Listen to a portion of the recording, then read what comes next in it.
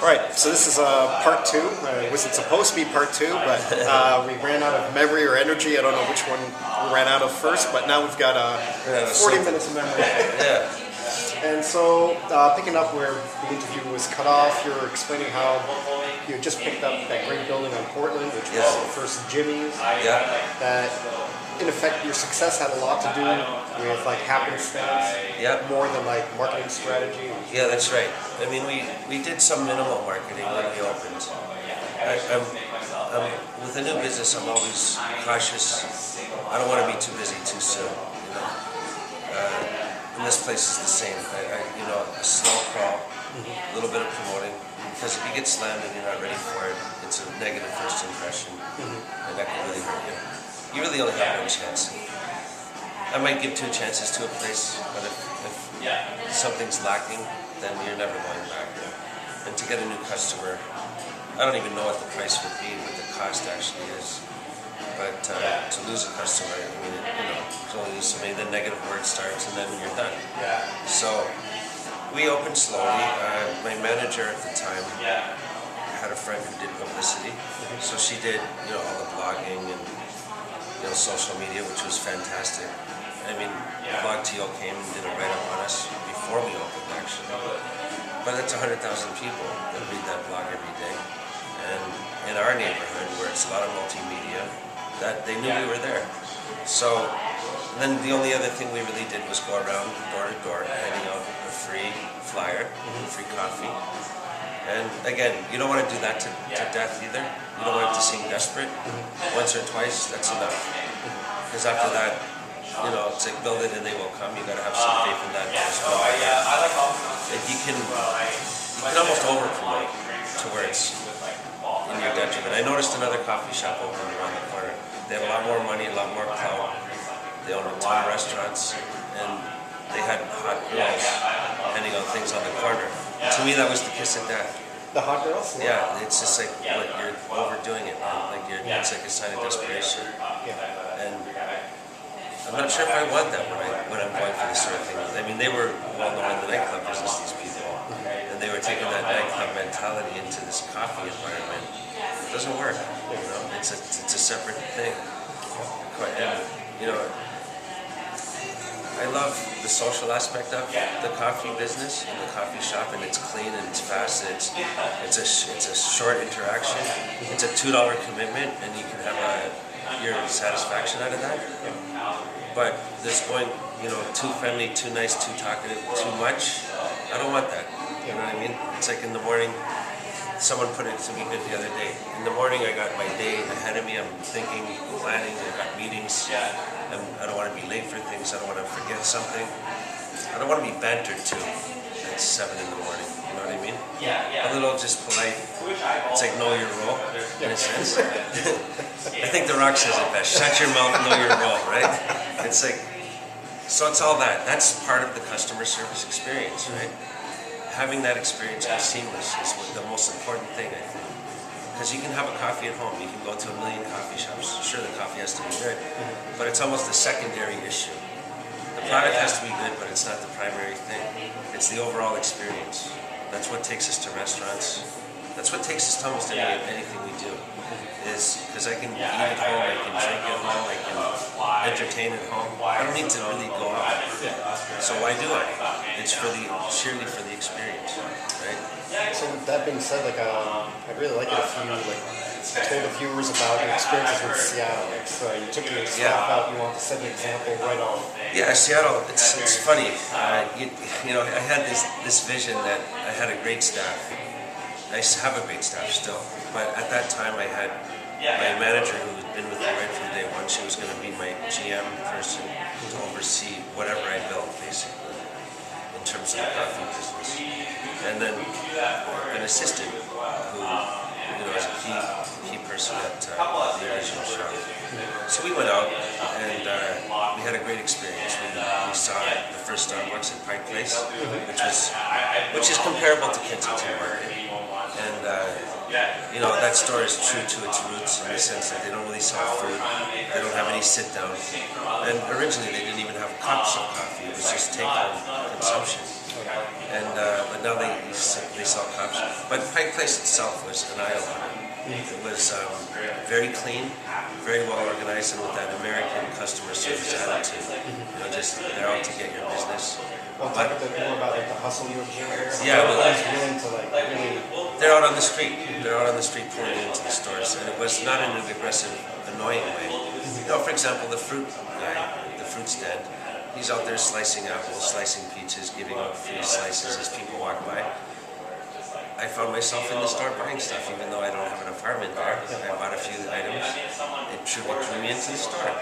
The specialties of the stores, like the crumpet shop there is amazing. Linker's cheese. Again, these are places that were talked about in the Starbucks book Onward. The owner of Starbucks talked about Pike Place quite a bit.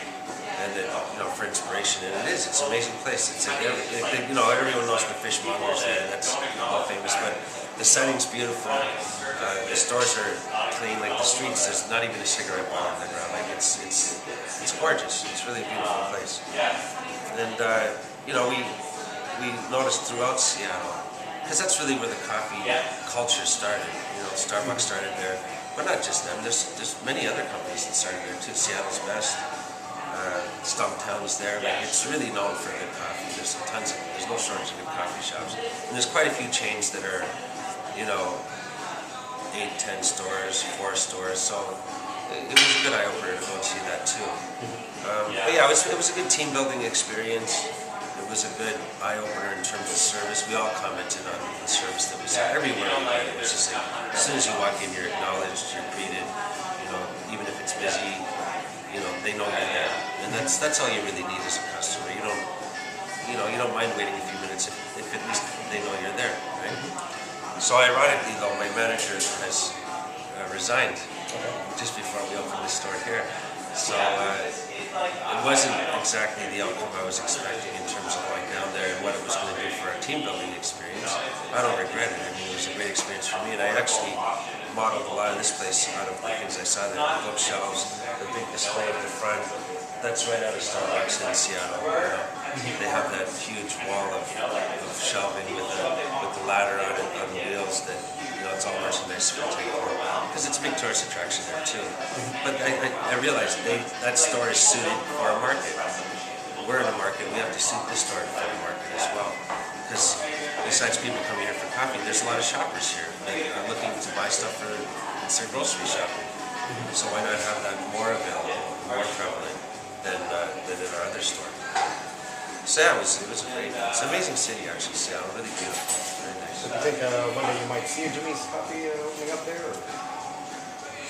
I think it's hard to tell. It's one store at a time. I'm willing to go as long as it goes well. If it goes horribly, then that's the end of it, right? This store looks like it's already showing signs of encouragement, so that feels good. It feels like we're onto something. The brand is definitely building, so it's easier to communicate a new location now. I don't know how far it's going to go. It's really hard to say. It's really one day at a time. It's really one day at a time. It's like I really just want to see how it goes, see how, as the staff builds and the management structure builds, the challenge will be communicating from a high level to a low level. And that's what I saw in that Starbucks book. That was the biggest issue, like communicating. Can you imagine adding one product to 16,000 stores and what it takes to get that product delivered on time and displayed correctly and programmed into their computers and everything? It's an immense amount of work to have. Yeah, no, I remember reading about that same growing pain with in the second cup story. Doing through the same thing, and you also had some franchisees who tried to undercut him by going to an unauthorized roaster. Yeah, I would never franchise. I'm not into franchising. To me, it's been done to death, and it's a whole new series of management issues. I prefer the Starbucks model where it's corporate owned, and there's a hierarchy, a very well-paid hierarchy. It's like I tell my staff, I said, look, you can go open your own shops and maybe make a living, maybe not. I said, or you can let me take that risk, and you'll probably make more.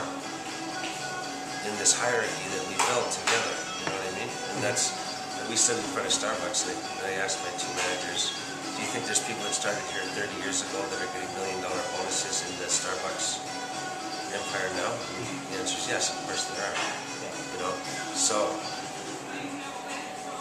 you know, it's team building. It's you know, it's not being too hasty. I'm not in a rush to open stores. I got nothing to prove. But if as they come along, then yes, you know, it's the next logical thing to do. You know, I'm not gonna once a store gets running, it doesn't need my attention as much as it does before it gets running, right? So therefore, that becomes my job, right? To find the next location, and I'm thinking about it already, but I don't want to take a secondary location because I'm in a rush to build a brand. Yeah. That I don't want to fall into that trap of I have to. No, I don't have to.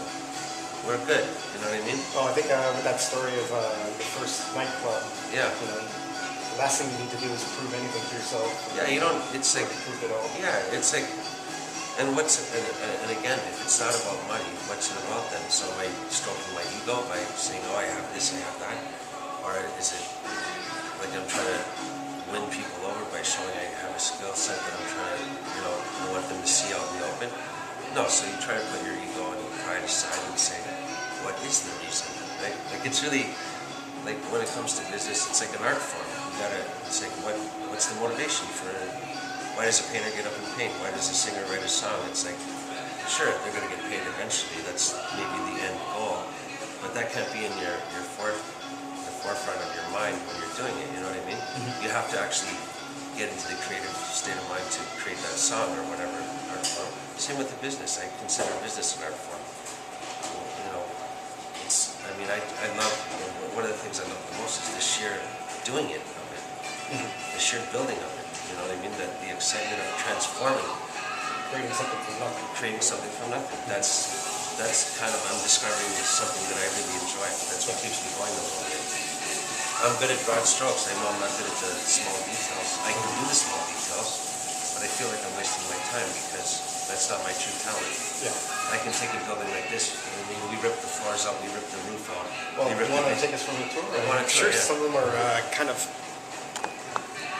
Okay, so we'll start going from the front then. Basically from here to the front of the sidewalk, we ripped the floor right out completely, and then the roof on the second floor above.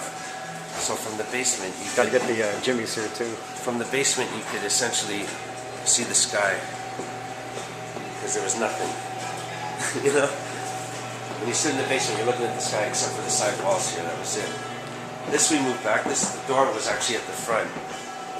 Yeah, that much I remember about the old store that was here. And it was only on the side, so there was a side entrance, and we just receded this back, poured a new concrete pad, so that we could have a little bit of an outdoor space in the front. This mimics the Starbucks. If you go online, you'll see the Pike Place Starbucks. They have a much longer, bigger example of this, but we kind of stole from them on this. The hardwood floor, same idea. This original building ends here. Okay. This was an addition built in the 80s. And the second floor and the basement were only this big. So the reason we ripped out as far back as we did is because we added an addition on the second floor. And then downstairs we couldn't go any further than this, but we dug down. It was quite rough. Basically where that landing is how deep the basement was originally. So, and this actually is how the ceiling was. It was pretty much like this. Jesus. So if you can imagine, they had bathrooms down here. Yeah, I want to point out how nice the bathrooms are. I mean, so then we... there's something to be said about actually putting in that kind of work for like a bathroom and a... Yeah, that step down is basically how much we dropped it. So underneath it's all new drains. It's everything's brand new, new water supply, everything right out to the city. And then we just built a little storage facility in here. Again, this is pretty rough. It's still a work in progress to a certain degree. But this will be just where we keep everything. And there's the old stairs that led to the basement originally. It was pretty rough. But I enjoy that part just as much as the business itself, you know. The construction is, I mean, that's my main background anyway, so it's, you know, again, with the right team, with the right people, it's doable. Everything's doable, right? Yeah. Upstairs, unfortunately, we can't go because someone's living up there, but that turned out to be a really kick-ass place, too. And I also like the courtyard. I can't wait to see that in the summertime. That was all cinder block walls, so we ripped it all out. It was all closed in, and the same with the skylight. This was quite dark back here.